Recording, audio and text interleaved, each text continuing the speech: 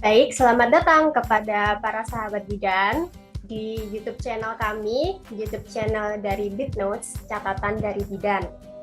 Jadi pada kesempatan kali ini merupakan sebuah program baru dari BitNotes, yaitu Bidan Bercerita di volume pertama. Jadi pada kesempatan ini kita akan membahas tentang kenali tanda bahaya komplikasi pada kehamilan dan keputusan rujukan. Kenapa sih kita perlu untuk mengetahui tentang topik satu ini? Tentu saja dilatar belakangi oleh sebuah fakta dari riset kesehatan dasar tahun 2015 bahwa sebesar 20% dari kehamilan diprediksi akan mengalami komplikasi. Dan itu berarti 1 dari 5 ibu di Indonesia berisiko terancam mengalami komplikasi kehamilan. Diketahui bahwa angka kematian ibu di Indonesia masih cukup tinggi ya sahabat bidan, yaitu sebesar 305 per 100.000 kelahiran hidup. Dan angka ini jika dibandingkan dengan negara-negara tetangga adalah yang paling tinggi. Dan bidan merupakan salah satu provider fasilitas kesehatan pilihan masyarakat yang paling banyak dipilih oleh ibu-ibu hamil untuk memeriksakan diri dan juga untuk bersalin. Kita sebagai bidan sudah dibekali kemampuan ya teman-teman, kemampuan untuk memeriksa, untuk mengawasi kehamilan dan juga mengambil keputusan yang tepat bagi ibu hamil yang mengalami kegawat daruratan. Oleh karena itu, pada kesempatan kali ini saya mengundang pembicara kita, Bidan Jihan. Ini merupakan provider praktisi bidan di BPM, bidan praktik, dan juga di salah satu rumah sakit swasta di Kabupaten Pasuruan. Kita persilakan yuk Mbak Jihan untuk masuk ke dalam Bidan Bercerita. Ya, halo Selamat Mbak Geza. datang Mbak Jihan. Terima kasih banyak sudah hadir, sudah bersedia hadir ya di Bidan Bercerita. Mbak Jihan ini berarti Ya, sama-sama. berarti Mbak Jihan ini pembicara pertama kita loh di sini. Oh iya, Iya, senang terima banget. kasih loh ya Mbak Geza. Mbak Jihan boleh perkenalan diri dulu mungkin? Sebelumnya nama saya Jihan Anania Sita Sari Devi. Saya lulusan D4 Kebidanan. Sekarang saya bekerja di rumah sakit swasta yang ada di Pasuruan dan juga buka praktek mandiri di rumah gitu. Jadi kita bisa sharing-sharing ya di sini sama Mbak Geza juga ya. Gimana karena Mbak Geza sebelumnya juga partner saya di rumah sakit ya.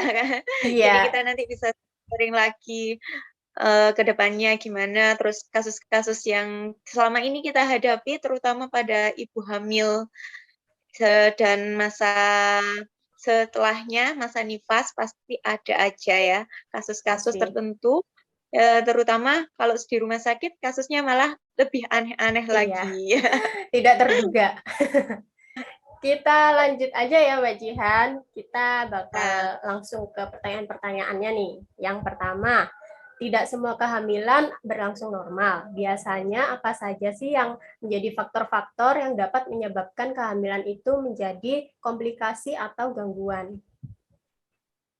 sebenarnya kalau misalnya faktor-faktor sendiri untuk yang menjadi komplikasi, itu yang paling utama sih biasanya dari riwayat ya, riwayat penyakit yang sudah ada ya. Misalnya ibu kalau yang sudah sebelum hamil sudah memiliki hipertensi. Nah, itu kan juga resiko tersendiri.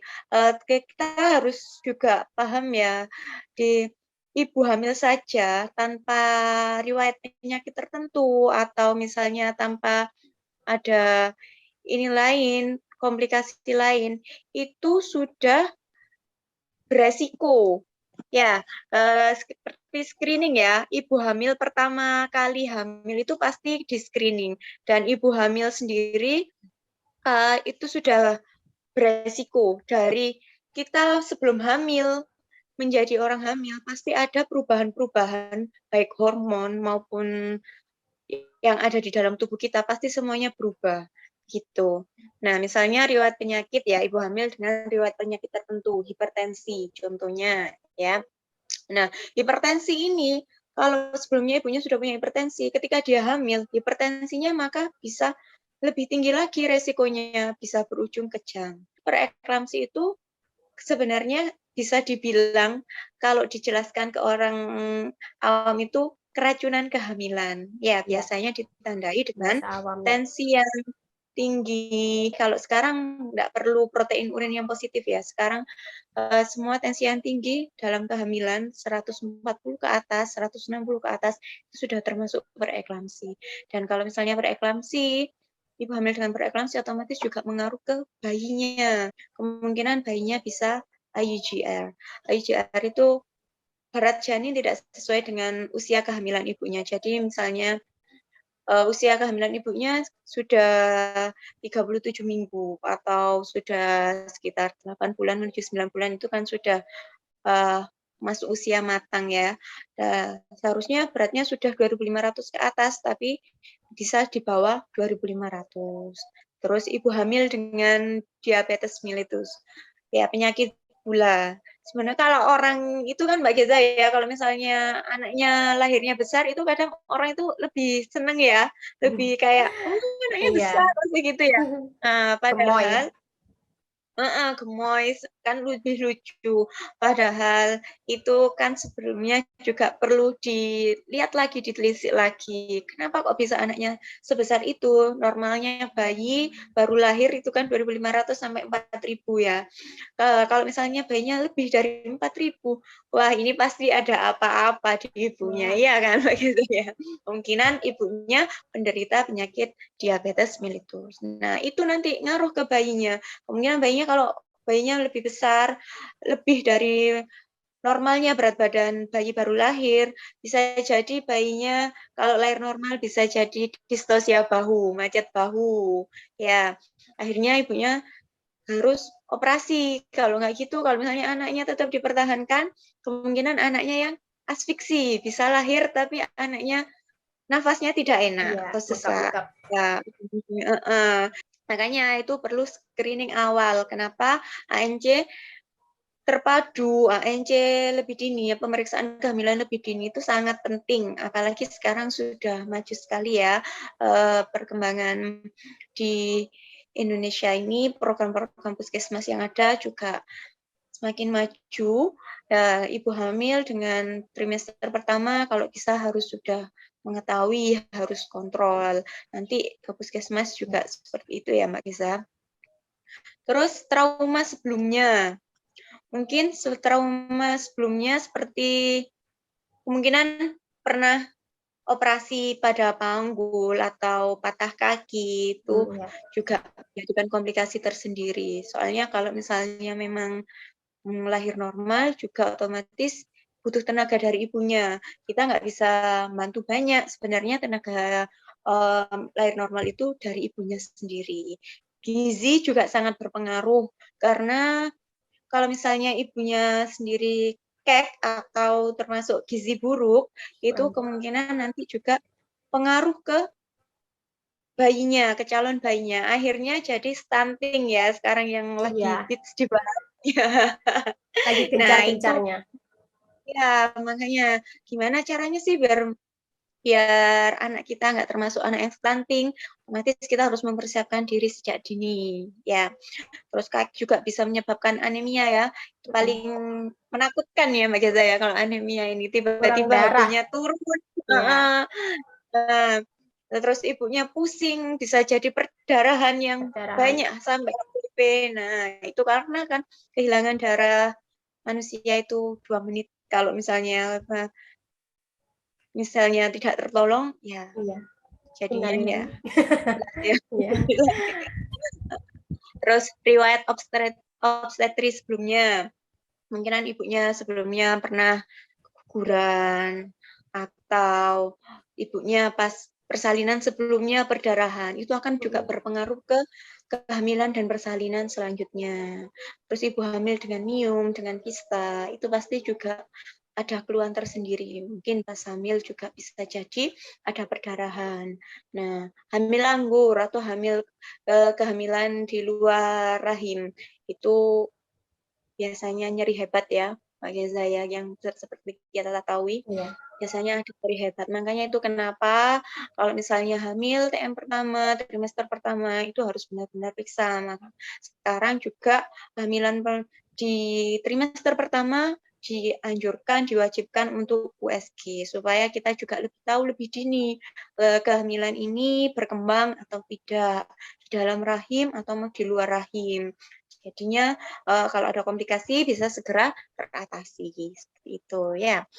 Terus kelainan-kelainan lain, mungkin kelainan letak plasenta, kita nggak bisa memilih ya plasenta kita itu Iya. normal atau enggak gitu ya. Jadinya mungkin ada beberapa kasus yang plasentanya memang di bawah menutupi jalan lahir.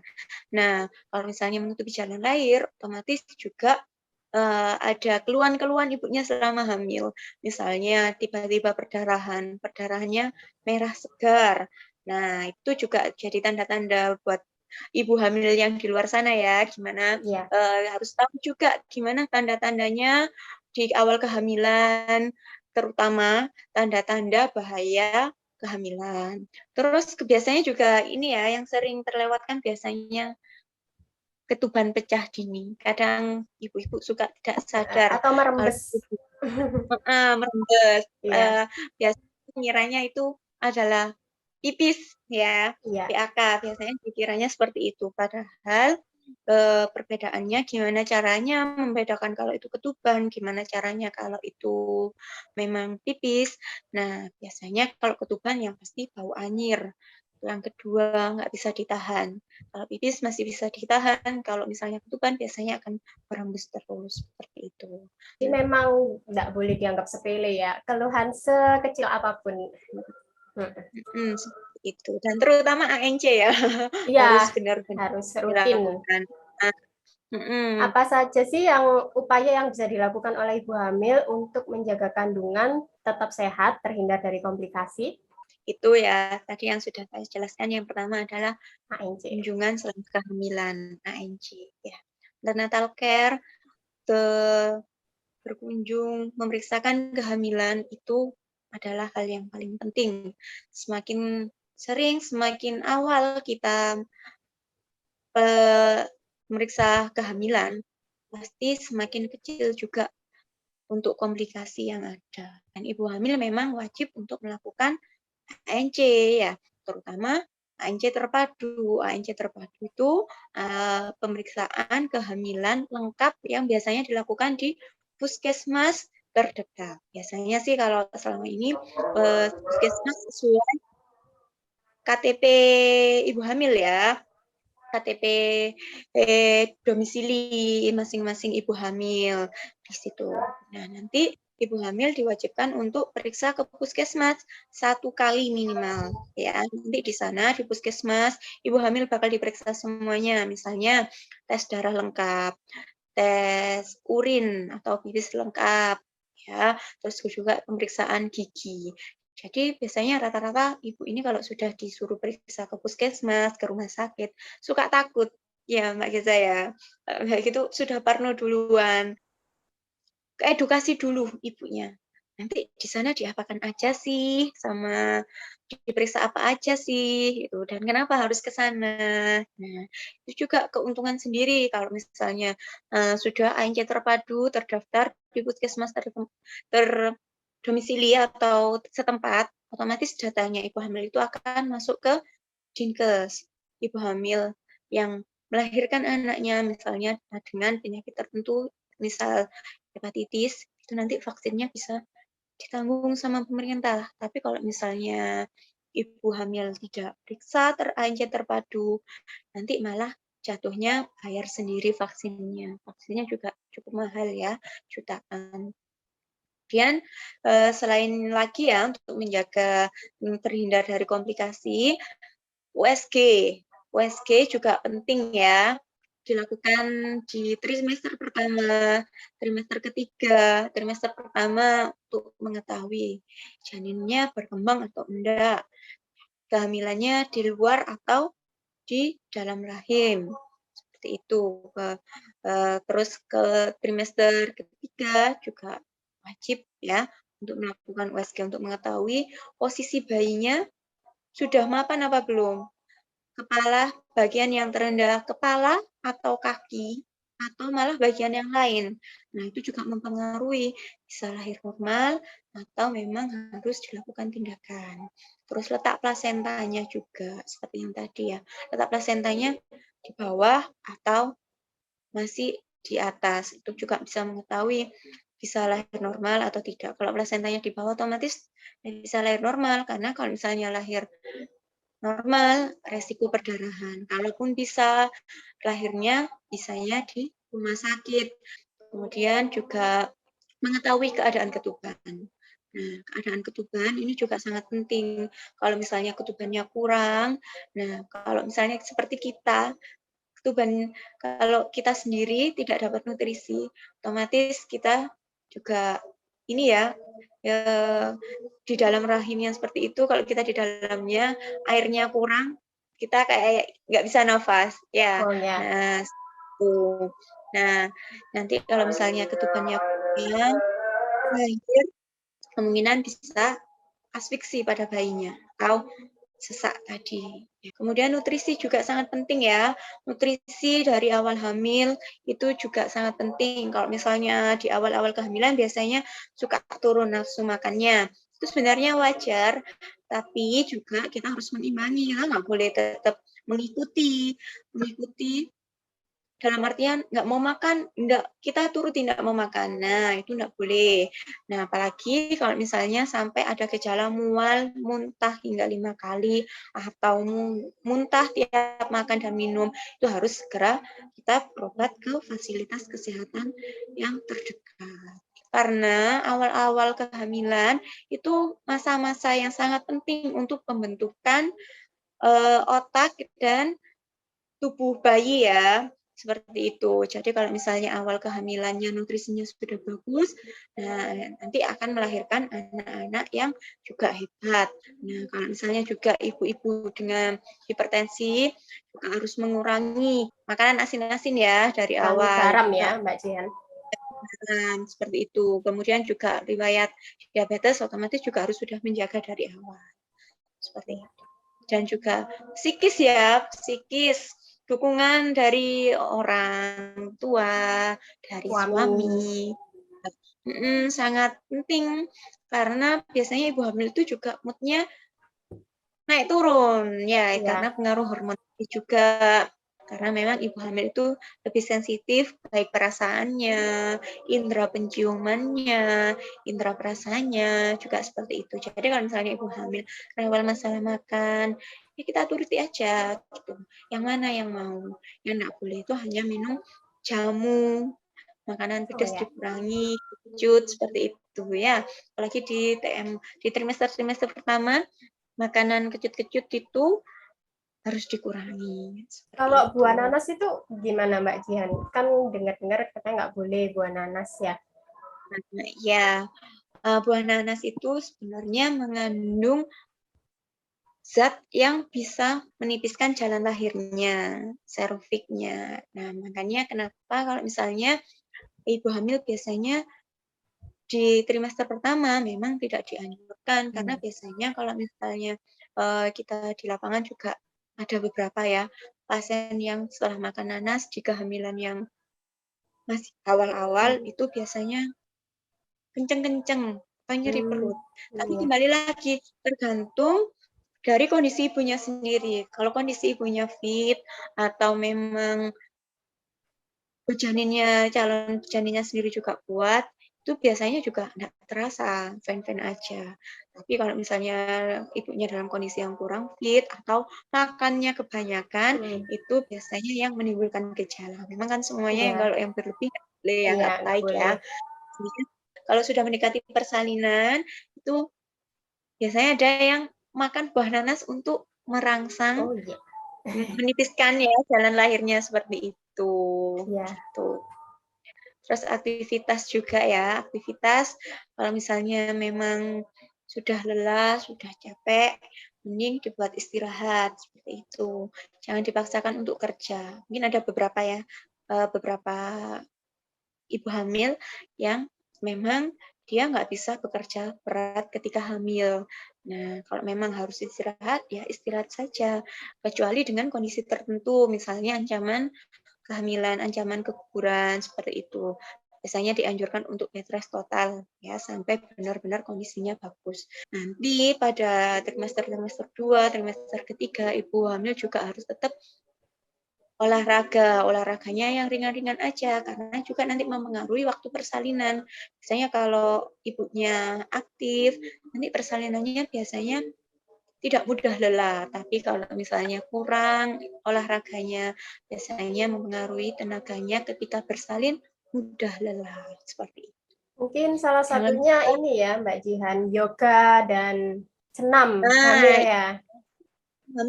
senam hamil itu juga. Sekarang kan gampang ya Mbak Geza, sekarang Iya, ada YouTube. Ya, ada YouTube, jadi bisa senam mengikuti. Tapi jangan lupa, senamnya harus sesuai dengan trimester kehamilan ibunya. iya, Ya, untuk trimester awal biasanya kan tidak dianjurkan ya Mbak Giza untuk iya. senam hamil. Nanti trimester kedua, ketiga biasanya eh, boleh untuk dilakukannya. Dan Terus harus fit dalam juga. pengawasan tenaga kesehatan terutama bidan ya. Jadi biar tidak salah persepsi seperti itu. Seperti itu sih Mbak Geza. Iya. Jadi ya untuk sekarang ANC itu sangat penting ya, apalagi kan karena kita semakin rutin bertemu dengan tenaga kesehatan, otomatis kan akan terkontrol gitu ya Mbak Jihan. Ya, benar Dan juga sekali USG seperti itu juga ya. Oke. Meskipun nggak harus selalu, maksudnya setiap kontrol harus USG, tapi setidaknya minimal pada TM trimester 1 dan trimester 3, ya Mbak. Iya, seperti itu. Jadi supaya lebih tahu ya, lebih terpantau juga. Iya, selanjutnya tadi kan Mbak Jian sudah menyebutkan nih beberapa tanda gejala komplikasi. Tadi ada perdarahan, Hmm. terus mual muntah, pusing, hingga berkunang-kunang ya. Tanda gejala selain itu, selain yang Mbak Jian sebutkan tadi, ada nggak yang perlu diwaspadai lagi? Ya, seperti tadi ya, perdarahan, terutama perdarahan sebelum waktunya. Kalau misalnya perdarahan, tapi sudah waktunya, sudah usia 37 minggu ke atas, terus ada pemukaan juga, itu wajar ya, karena itu tanda-tanda persalinan, beda lagi, bukan tanda bahaya pada masa kehamilan. Kalau perdarahan pada masa kehamilan itu perdarahan yang sebelum aterem atau sebelum 37 minggu. Kemudian nyeri perut tadi ya, terus makan minum yang berlebih, pusing hingga berkunang-kunang, keluar cairan ketuban, demam. Ya, kadang orang alah cuma demam gitu kan, karena minum paracetamol aja. Tapi jangan salah, demam ini kalau misalnya demam kita tinggi akan berpengaruh ke jantung janinnya, ya, denyut jantung janinnya. Kalau misalnya demam tinggi, otomatis biasanya jantung bayinya ikutan tinggi, lebih dari normal. Nah, itu kita nyebutnya lagi adalah kawat janin, terus kurangnya gerakan Oh ya, bayi. Nah, kurangnya gerakan bayi biasanya ibu-ibu tuh suka nggak ini ya, pokoknya sehari gerak gitu aja. Nah, ini sejam paling nggak geraknya bisa 10 kali. Seperti itu harus benar-benar dipantau. Kadang-kadang kasus-kasus yang bayi meninggal di dalam kandungan itu biasanya sudah tidak gerak selama 1 hari, 2 hari, 3 hari. Nah, itu sudah biasanya sudah telat datang ke fasilitas kesehatan, bayinya sudah tidak bisa terselamatkan seperti itu.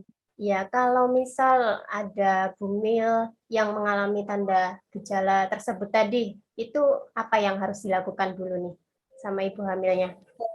Segera pergi ke fasilitas kesehatan terdekat, baik itu bidan, puskesmas, rumah sakit, klinik, itu harus kita segera periksa ya. Nah, itu termasuk tanda-tanda bahaya masa kehamilan. Nah, kita juga biar lebih tahu ada apa sih dengan janin kita, dengan calon bayi kita, seperti itu. gitu kan. Kembali lagi semakin cepat terdeteksi, maka semakin minim juga terjadinya komplikasi. Biasanya ibu-ibu, ah nanti dulu takut, karena takut jadi Iya, nanti dulu, nunggu dulu. Nah, ini biasanya yang ujung-ujungnya malah jadi komplikasi yang tidak bisa tertangani. Nah, ya, seperti itu. iya, Harusnya bisa tertanganan, tapi karena telat membawa ke fasilitasnya, periksanya, bisa jadi itu membawa hal yang fatal ya, sifatnya iya. jadi fatal gitu. Dan nggak perlu khawatir kalau misal mengalami tanda gejala itu terus datang ke puskesmas ke IGD nggak ditolong dulu itu nggak mungkin ya pasti langsung Ya, ditangani ya Mbak pasti Dian. ya Iya, kembali lagi kalau di IGD juga yang perlu kita pahami yang selama tidak gawat biasanya memang tidak segera ditangani karena kalau IGD itu kan berdasarkan stase-stase ya. Nah, iya, mana yang gawat yang ditangani.